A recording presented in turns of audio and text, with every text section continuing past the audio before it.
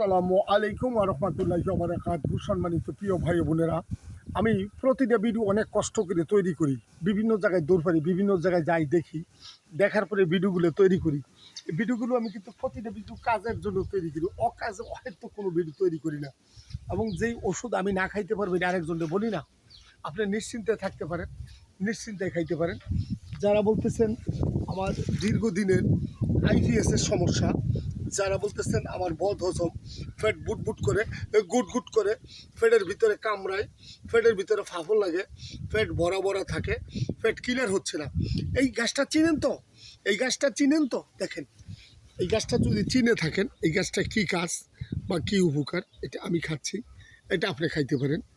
এটা নাম হলো, এক একজনে এক এক নামে চিনে, এক একজনে এক এক নামের কাছে পরিচিত।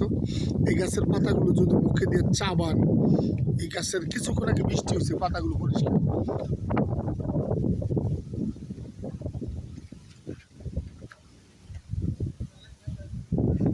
এই পাতাগুলো অত্যন্ত মিষ্টি। এটার নাম হলো মেরসি গাছ, এক একজন এক এক নামে চিনি।